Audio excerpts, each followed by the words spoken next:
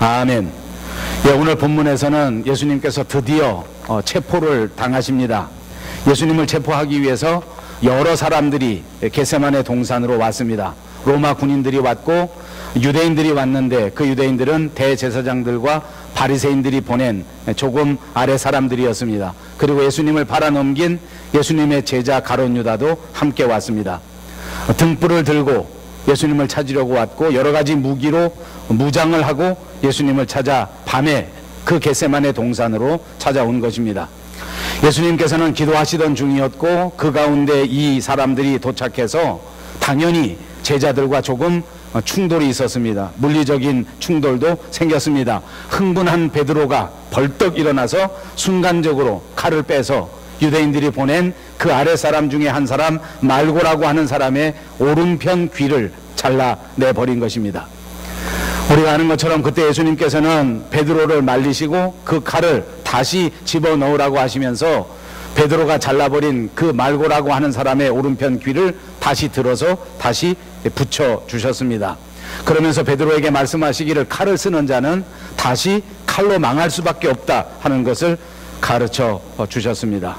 그리고 난 다음에 이제 예수님께서는 붙잡혀 끌려가시는데 재판장인 빌라도에게 끌려가시는 것이 아니고 그때 당시 대제사장이었던 가야바에게 끌려가시는 것도 아니고 가야바의 장인이면서 은퇴한 제사장이었던 안나스라고 하는 사람, 그 사람의 집으로 끌려가십니다. 본문 12절과 14절을 다시 한번 보십시오. 이에 군대와 천부장과 유대인의 아랫사람들이 예수를 잡아 결박하여 먼저 안나스에게 끌고 가니 안나스는 그 해의 대제사장인 가야바의 장인이라. 가야바는 유대인들에게 한 사람이 백성을 위하여 죽는 것이 유익하다고 권고하던 자로라, 이렇게 말했습니다.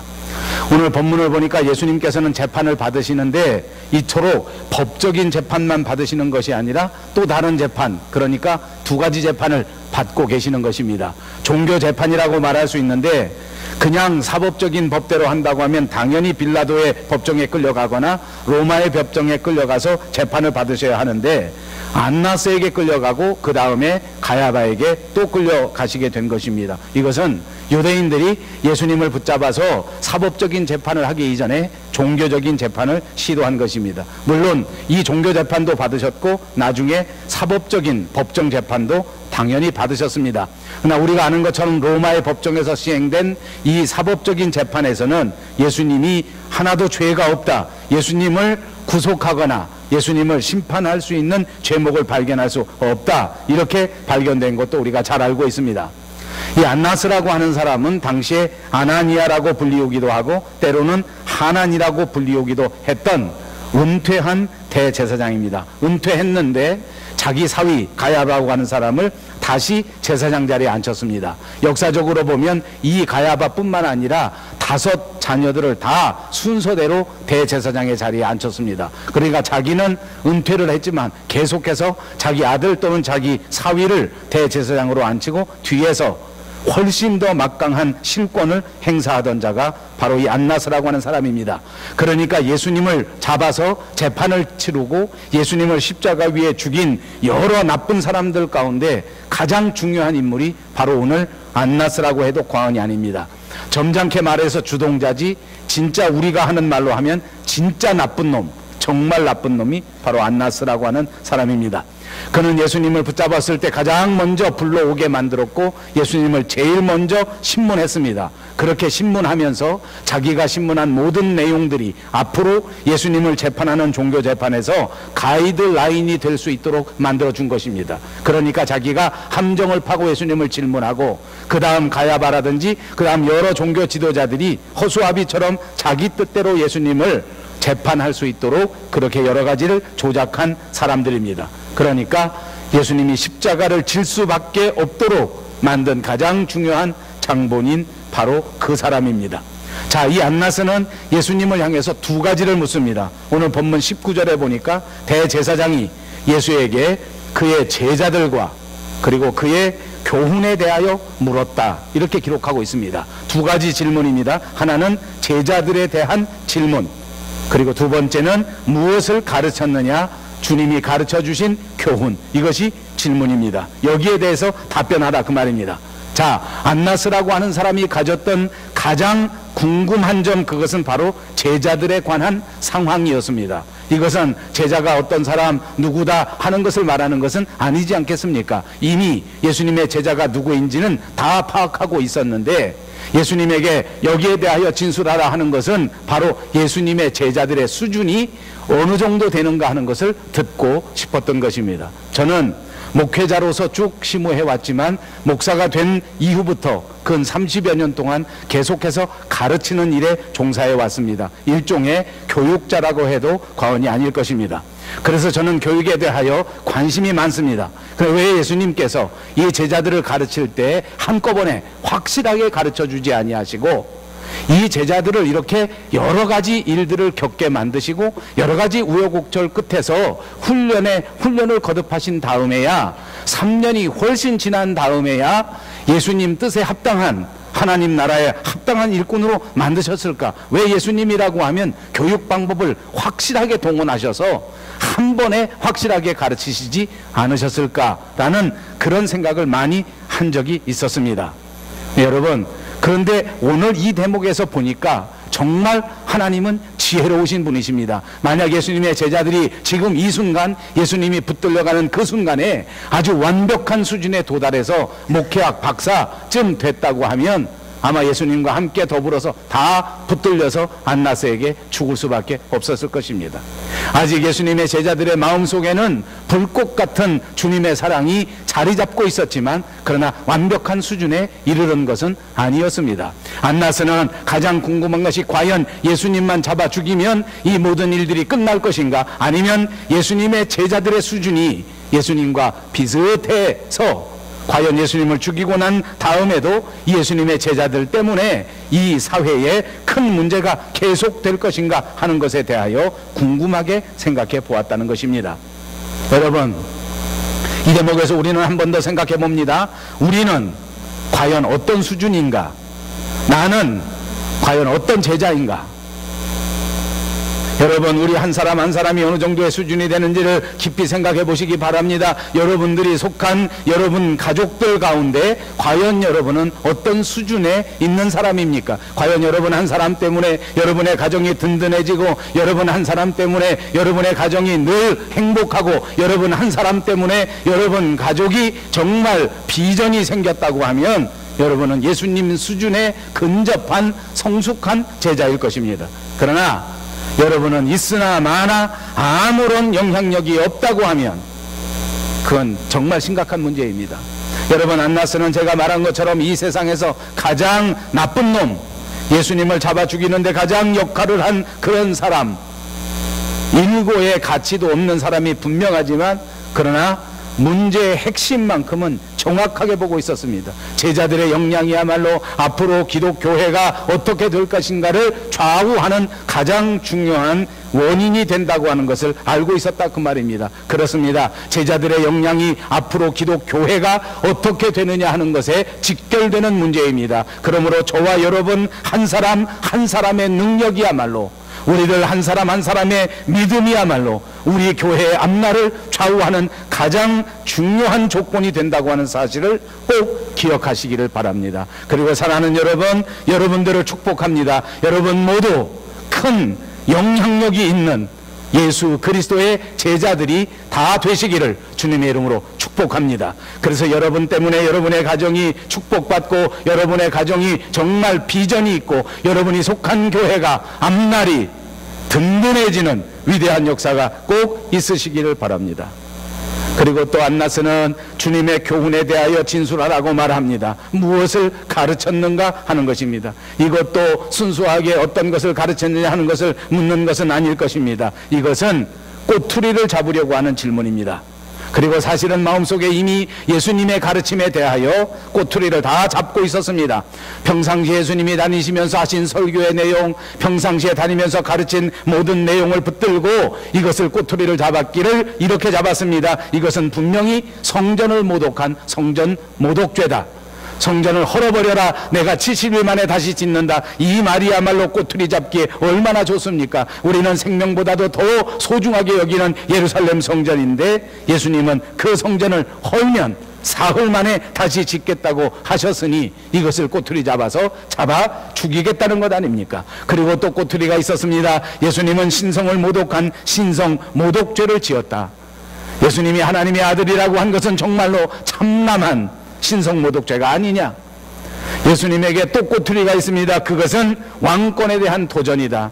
로마의 왕권에 대한 도전, 자기가 왕이라고 했기 때문에 이것은 로마 제국에서 볼 때에 분명히 용서할 수 없는 죄악이다. 이렇게 사형죄를 뒤집어 씌울 수 있는 구실을 찾으려고 힘썼습니다. 그리고 그 증거를 예수님의 발언 속에서 찾으려고 예수님에게 진술을 강요한 것입니다.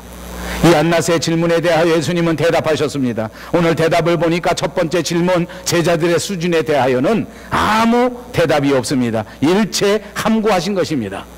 여러 가지 해석이 가능합니다. 그러나 저는 한 가지만 덧붙여 보려고 합니다. 지난 주간에도 말씀드린 것처럼 그리스도인에게서 가장 중요한 것은 자기 책임을 다하는 것입니다. 왜냐하면 예수님께서는 자기 사명에 대한 책임을 완수하시기 위하여 십자가를 지고 자기 목숨을 주실 만큼 우리에게 모든 것을 희생하시면서 책임을 감당하신 분이기에 그분의 제자라고 하는 우리들도 이 세상에 살면서 우리의 책임을 다하는 자들이 꼭 돼야 되기 때문입니다. 예수님은 제자들에 대한 책임을 자기가 다 지기를 원하셨습니다. 그래서 제자들을 손대지 못하도록 일체 어떤 대답도 하지 않았습니다. 내가 모든 것을 책임지겠다고 하는 말씀 아닙니까? 내가 모든 사명을 감당하겠다고 하는 말씀입니다. 그렇습니다. 선한 목자이신 예수 그리스도는 저와 여러분을 위하여 목숨을 버려 주신 줄로 믿습니다.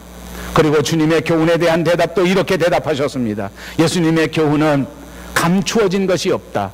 은밀한 것이 없다. 나는 언제나 가르칠 때에 제자들에게나 군중들에게나 개인들에게나 집단에게나 다른 말을 해본 적이 없다. 앞에서는 충성을 가리키고 뒤에서는 적당히 타협하라고 가르친 적도 없고, 여러 사람이 모였을 때는 이렇게 저렇게 가르쳤다가 한두 사람이 모였을 땐 또 다시 다른 말을 하는 교훈이 절대 아닙니다. 여기서는 이렇게 해석하고 저기서는 저렇게 해석할 수 있는 가르침도 아닙니다. 애매모호한 가르침이 없었습니다. 확실한 교훈, 분명한 교훈, 진실한 교훈만을 말씀해 주셨습니다. 이렇게 대답할 때 그때 옆에 서 있었던 한 아랫사람 하나가 예수님을 손바닥으로 때렸습니다. 요즘으로 보면 아마 주님의 얼굴 따귀를 때려버린 것 같습니다. 여러분, 불법하는 사람들은 언제나 궁지에 몰리게 되면 폭력을 행사하는 것 같습니다. 그런데 예수님을 보십시오. 예수님은 바로 이런 상황 속에서 이번 폭력에 대하여서도 별다른 반응을 하시지 않았습니다.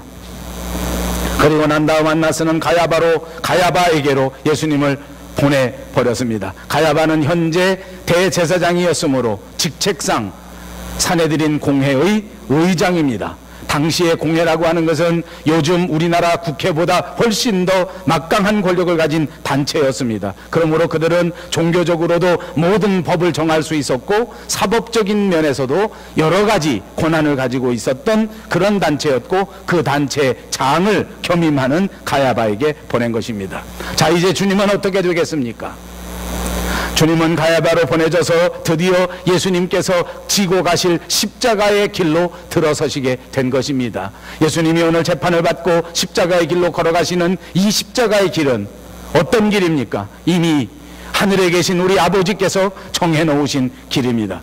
주님은 또 이미 당신이 가야 할 이 길을 알고 있었습니다. 자신이 어떻게 죽어야 할 것을 제자들에게 몇 번씩이나 가르쳐 주신 적도 있습니다. 겟세마네 동산에서 정말로 땀방울이 변하여 핏방울이 되기까지 기도하시면서 그토록 울부짖으면서도 아버지의 뜻이라면 감당하겠노라고 말씀하신 적도 있었습니다. 왜 그렇게 하셨습니까? 바로 저와 여러분의 죄를 담당하시려는 것입니다. 죄의 문제를 해결하시지 않고는 우리를 살릴 수 없기 때문입니다. 죄는 우리의 영혼을 죽이고 말 것입니다. 죄는 우리의 모든 것을 죽입니다. 그래서 예수님께서는 이 죄의 문제를 해결하기 위하여 당신이 십자가를 지시려고 결심했단 말입니다. 이 십자가를 통하지 않고는 하나님과의 관계를 회복할 수 없기 때문에 죄를 해결한다고 하는 말은 다시 말하면 죄의 문제를 해결함을 통하여 하나님과의 관계가 회복되고 하나님과 화해된다는 것을 의미하는 것입니다. 드디어 인간 인생의 모든 문제를 완전히 끝내겠다고 하는 의지가 있으셨기 때문입니다. 그렇습니다. 주의 영이 있는 그곳, 주의 말씀이 있는 그곳, 주의 은혜가 있는 그곳에 비로소 우리 인간의 자유함이 있는 줄로 믿습니다. 오늘 이 시간에도 하나님의 말씀이 임하셔서 저와 여러분의 심령 속에, 우리의 가정 속에, 우리 교회 속에 하나님이 주시는 진정한 평안, 진정한 자유가 넘쳐나게 되시기를 주님의 이름으로 축복합니다. 여기 주님의 수제자 베드로가 다시 등장합니다. 베드로는 3년 동안 예수님을 충실하게 따라다닌 그야말로 수제자입니다. 그는 정이 많은 사람입니다. 또 그는 혈기가 왕성한 실천형의 사람입니다. 행동이 앞서는 사람입니다. 자신의 목숨을 걸고 예수님을 따르겠다고 몇 번씩이나 큰 소리를 탕탕 쳤던 사람입니다. 그리고 예수님에게 위기가 닥치고 이 병사들이 와 예수님을 붙잡아가는 위기적인 상황 속에서도 절대 뒤로 빠지지 않고 순간적으로 칼을 빼들어서 그 말고의 귀를 그냥 잘라내버린 실천파 제자, 행동파 제자입니다. 적극적인 사람 아닙니까? 행동이 있고 열정이 있고 헌신적인 베드로, 그런 사람이었는데 오늘 예수님이 체포당하시는 이 순간부터 이제 조금 미심쩍은 행동을 보이기 시작합니다. 주님이 붙들리는 그 순간부터 이렇게 열심히 있고 이렇게 정말 충성스러운 이 베드로가 요즘 말로 하면 조금 맛이 가기 시작하는 것입니다. 누가복음 22장 54절에 보니까 예수를 잡아 끌고 대제사장의 집으로 들어갈 새 베드로가 멀찍이 따라가니라 라고 기록하고 있습니다. 멀리 따라갑니다. 붙잡혀 가시는 예수님을 가까이 따라가지 못한 채 숨어서 멀리 따라가는 것 아닙니까? 가까이 따라가자고 하니까 겁이 나서 용기가 없어서 도저히 가까이 갈 수가 없습니다. 그리고 도망가 버리자고 하니 그것도 양심에 찔려서 그냥 도망가 버릴 수는 없었습니다. 그러니까 거리를 유지하면서 멀찍이 떨어져서 따라가는 것 아닙니까? 여러분, 베드로가 왜 이렇게 멀찍이 따라갑니까? 이유는 간단합니다. 무서워서, 두려워서 그런 것입니다. 겁이 나니까 이렇게 되는 것입니다. 이 베드로라고 하는 사람이 얼마나 용감한 사람입니까? 예수님을 붙잡으러 온 병사들 앞에서도 조금도 주눅이 들지 않고 칼을 번쩍 빼들어서 말고의 귀를 쳐내려버린 그렇게 용감하던 그 베드로가 왜 이렇게 됐습니까? 여러분, 사람의 마음속에 두려움이 다가오게 되면 이렇게 돼버립니다. 저는 여러분에게 늘 강조했습니다. 여러 번 설교하였습니다. 아마 여러분 모두가 기억해 주시리라고 믿습니다. 이 세상 살아가는 동안 가장 중요한 것은 두려움을 극복하는 것입니다. 두려워하지 마십시오. 무서워하지 마십시오. 주님의 영이 여러분과 함께 하신단 말입니다. 하나님께서 우리의 사정을 모두 다 알고 계신단 말입니다. 그러므로 여러분, 어려움 속에 있을 때에도 결코 무서워하지 마십시오. 질병 가운데 있을 때에도 두려워하지 마십시오. 두려우면 망합니다. 두려우면 집니다. 아무리 용감한 베드로도 마음속에 두려움이 다가오게 되니까, 그토록 용감했던 베드로가 오늘 이렇게 비참한 인생이 되고 마는 것입니다. 사랑하는 여러분, 주님을 향한 큰 믿음으로 이 모든 두려움을 물리치시기를 주님의 이름으로 축복합니다. 예수님을 멀리 따라가는 베드로를 보십시오. 뭔가 마음속에 느낌이 오지 않습니까? 저는 마음속에 많은 느낌이 옵니다. 예수를 믿고 평생 교회를 다니고 수제자라는 평판을 받고 다녔지만 그래도 인간적인 생각으로 예수를 믿으면 베드로처럼 되고 만다. 성령이 도와주시지 않으면 올바른 행동을 할 수가 없다. 여러분, 예수를 한번 믿어서 10년 동안, 20년 동안, 30년 동안 평생토록 예수를 믿은 사람은 정말 잘하신 것입니다. 여러분 생각해 보십시오. 10년 넘게, 20년 넘게 예수를 믿는 것은 내가 할 수 있는 일이 아닙니다. 여러분, 여러분들은 어떠신지 모르겠습니다. 저는 예수 믿은 지 30년이 넘었습니다. 목사를 한 지 30년이 넘었습니다. 저는 혼자서 차를 타고 갈 때마다 하나님 앞에 기도할 때에 가장 기분 좋은 것이 뭔지 압니까? 30년 동안 다른 짓 한 번도 하지 않고 목사만 한 것입니다. 얼마나 감사한지 모릅니다. 여러분 아무렇지도 않지요? 저는 무지하게 감사합니다. 왠지 압니까? 저는 저 자신을 누구보다도 잘 압니다. 저는 한 가지 일을 이렇게 오래 할 수 있는 사람이 아닙니다. 얼마나 실증을 많이 내는지. 한 집에서 5년 이상 살면 살기가 싫습니다. 저는 평균 2년에 한 번씩 이사 다녔습니다. 사정이 나빠서 이사 다닌 것도 있지만 정말 답답하고 싫습니다. 한 동네에 5년 살면 지루합니다. 밴쿠버 영성교회에서 10년 넘게 있은 것은 기적에 가깝습니다. 여러분들은 다 모르겠으나 저를 잘 아는 제 친구들은 한국에 가기만 하면 저를 놀립니다. 어떻게 거기서 그렇게 살아? 아직도 밴쿠버에서 살아? 이사 안 와? 지금도 아주 친한 친구들 물어봅니다. 저는 생각합니다. 정말 하나님이 도와주시지 않았으면 어떻게 이렇게 오랜 시간 동안 목사를 할 수 있었을까? 부끄러운 말이지만 저는 기적같이 생각합니다. 저만 그러겠습니까? 여러분도 비슷할 겁니다. 고성질 머리에 어떻게 이렇게 교회를 안 빠지고 나올까? 저는 여러분들의 얼굴을 볼 때마다 감사합니다. 저렇게 흐느적거리면서 어떻게 교회를 계속 나올까? 저렇게 흔들흔들하면서 어떻게 빠지지 않고 나올까? 이름까지 대드릴까요? 아버지, 여러분 정말 성령께서 인도해 주 감사하시기 바랍니다. 그리고 성령의 인도하심을 받아서 끝까지 두려움 속에 휩싸이지 말고 무서움 속에 빠지지 말고 좌로나 우로나 치우치지 말고 끝까지 주님 기다리시는 그곳까지 걸어갈 수 있는 저와 여러분들이 꼭 되시기를 바랍니다. 그렇습니다. 성령의 인도하심을 받아 신앙생활하는 것이 가장 중요하단 말입니다. 베드로는 성령의 인도하심을 받지 못한 채 인간적으로 예수를 믿었기에 그는 두려움 속에 빠질 수밖에 없었고, 두려움 속에 빠지는 그 순간 가장 비겁한 겁쟁이로 전락하고 말았던 것입니다. 그렇습니다. 베드로는 또한 결정적인 실수를 저지른 인물입니다. 그는 기도할 때 기도하지 않았습니다. 예수님과 더불어 겟세마네 동산에서 밤이 새도록 땀이 변하여 핏방울이 되도록 기도하는 그 순간에 예수님께서 그토록 부탁하시고 같이 기도해달라고 하는 그 순간에 베드로는 그만 틈만 나면 잠을 자고 말았습니다. 시험에 들지 말도록 항상 기도하라고 그토록 부탁하셨는데 그만 그는 피곤해서 잠을 자고 말았습니다. 밤이 새도록 기도하시는 예수님의 모습과는 정반대의 모습입니다. 주님이 부탁하신 제자들의 삶과는 전혀 다른 삶을 살았습니다. 그냥 잠 속에 빠졌습니다. 여러분, 주변을 보십시오. 이웃을 살펴보십시오. 정말 기도하는 사람은 위기가 찾아와도 흔들리지 않습니다. 물론 기도하는 사람이라고 해서 문제거리를 만나지 않는다는 말은 전혀 아닙니다. 아니, 솔직히 말하면 기도하는 사람은 어떤 면에서는 그 환경이, 상황이 더 나빠질 수도 있는 것 같습니다. 어떤 사람들은 기도가 만사 형통이라고 말하는 사람도 있습니다. 어느 기도원에 가니까 기도는 만능이라 하고 크게 써붙인 것도 있습니다. 그건 미안하지만 전혀 사실이 아닙니다.